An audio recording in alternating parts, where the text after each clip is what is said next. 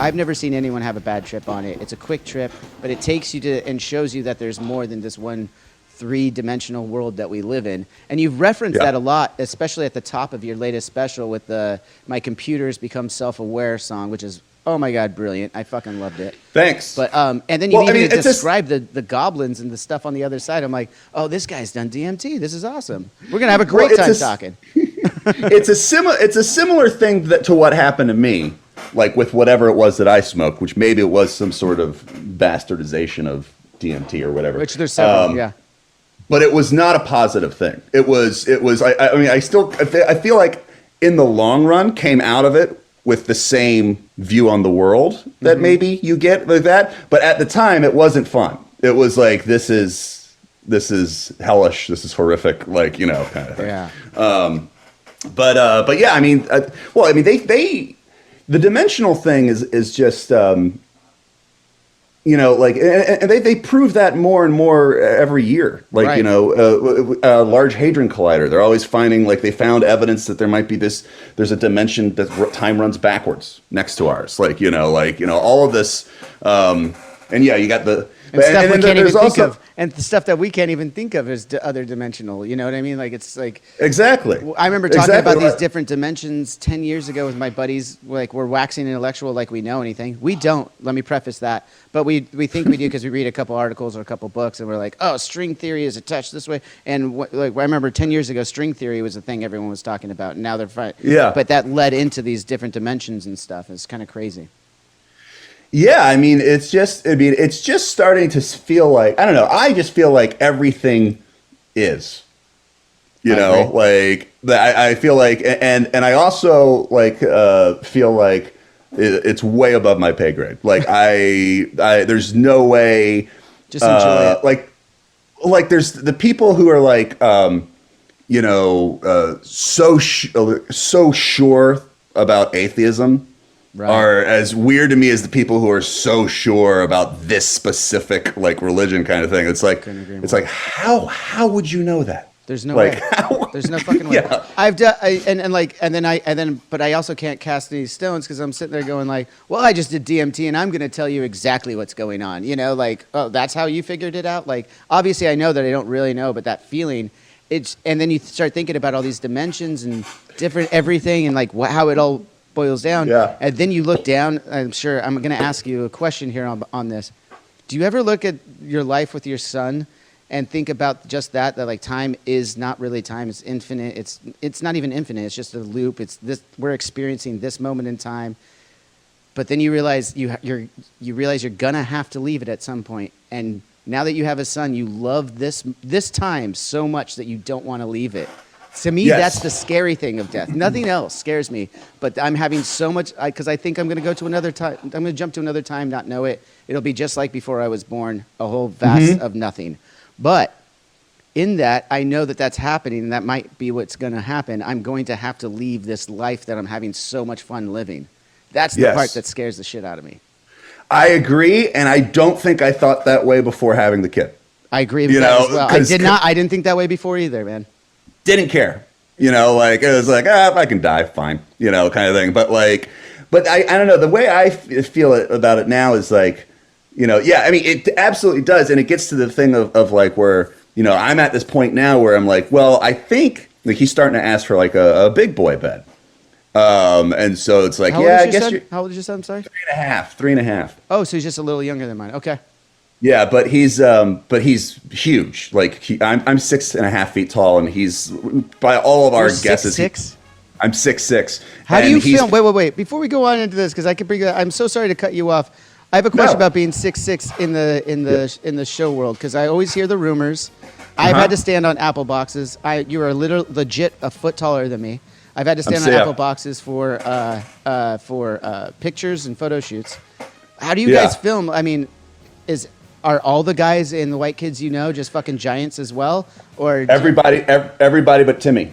Really? Like, Zach is 6'2", Sam is 6'5", I'm 6'6", Darren is like 6, and Timmy's the only one. 6. What a mere 6.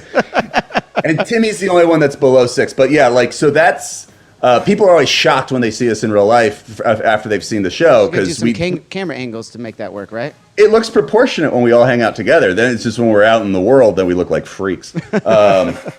I'm tall, and you know, there's a way that you can, I forget how it is, but like at the age of 3, you multiply that by 2. Oh yeah, and they figure out how tall they're supposed to be when they're adults. Roughly, it's not a science, but it's close. And this guy's going to be like 6'8". You know, my kid. Jeez. So he looks like a. No, but her dad is also 6'6". Shit. So he got it from both sides of the genes, like, you know, and it's weird because my kid is, you know, he's going to be 4 soon, but like he looks like a 6-year-old. Yeah. And so we'll go out on the park and like kids will come up to try to play with him. And they'll be like, oh, but it'll be 6-year-olds going to talk to him. And then he'll just be listening to them and he'll be like, oh, look, a fire truck, like that. And then like the 6-year-olds will be like, oh, wait, there's something different about this kid. This is not. I've witnessed this on the playground, by the way, because I do have friends that are that do have more height and do have larger children than mine. Obviously, mine is small. And I don't have that problem with my son, but I've seen it happen to other kids where they'll have like full-on conversations, and the kid will just look back at him and go like, "Yeah, blue," and they're like, "Yeah, exactly." It's like, oh shit, man, is there something wrong with this kid? He's like, no, he's just a giant. He's actually 2. Oh, this is a massive baby. Okay, yeah. I got it. I think we were talking about just the like fatherhood in general there, and our perspective, how it changed our perspective on life, and really more so death. Yeah, well, what I was saying was like he's recently been like, I think he wants a big boy bed, and I'm like, okay, and there's part of me that doesn't want to go to give him the big boy bed because I don't want to be done with the little kid bed, you know, like, and that's that aging thing. When you say big boy, because there's different levels of big boy bed, right? So you start with the crib that's all high, and you know, well, actually before that, they're literally next to you in the fucking bassett, and that's not bassett, it's a bassinet. I called it a fucking bassett, like a hound. Bassinet. Yeah. I didn't know what it was called. Yeah. I thought you called it the baby box. Yeah, it's the baby. Well, you poke some holes in it and you leave it by the bed. No, there was the bassinet's sitting there first, and then you put them in a crib, and the bed is all raised high, and then they start to try and climb, so you lower it, and then you take the front off, and it's a day bed. And then, are you talking about the next step from there, or are you talking about like a twin bed? I'm talking about like, so he's still in.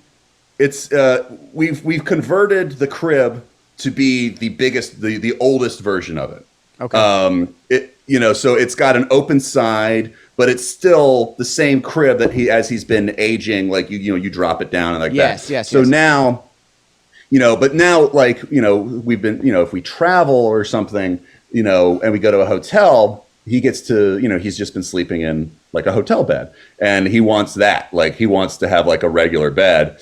And there's a bit of sadness to it because, like, I'm like, he's growing up, that kind of thing. And so, I mean, that totally plays into, I think, what we're talking about with, like, the, wanting to hold on to this time, where it's like, and I'm kind of wondering if I'm going to be a hoarder because it's like all these things that were his that, like, he doesn't use anymore, like, it doesn't feel right to throw them away. Well, that's so what I'm like, so you oh pass man. Down. This is so.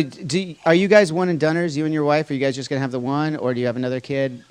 Plans? I don't know, but right now it's just the one. Okay. Yeah, we might be one and done. Yeah. I have a 4.5-year-old, and I forget where I was going with that now. But basically, passing it down. Passing it down. Yes, thank you. The weed is kicking in.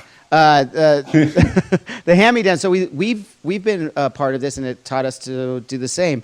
There's websites out there now that like one in here is called like Trash and Treasure, and basically you can just you post like the old toys or the old thing or whatever, and you could put free on them, and someone could come by and pick them, so that toy or that crib or that whatever still continues to get used, and it isn't so wasteful. So my wife, that's nice. I'm not pretending that I did all this. This is obviously my wife that did all this. But it was really cool because we We've got one of those giant trampolines that our neighbors gave us because they were putting a pool in their backyard, and they're like, "Oh, we don't have room for it anymore." And I was like, "Well, wheel that son of a bitch over here," and we put it in, and it just takes up the entire courtyard now. It's just like out in front of the house. I'm like, fuck. Oh wow.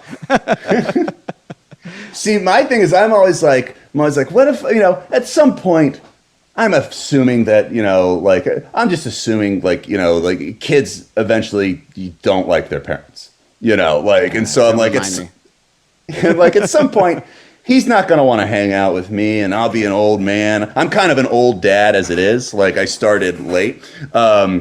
So I'll be up in my house, and then I can go through his old things and just think about him. But that's what a creepy scene I'm painting there. Like an old man up in his house, looking at baby clothes. Being it's only creepy when you point it out. In my head, I was just like, oh yeah, it's such a wonderful father thing you're talking about. And they're like, hey, no. I've got my fucking baby. It's like a weird Sunset Boulevard kind of thing where I'm just kind of like, my son won't call me.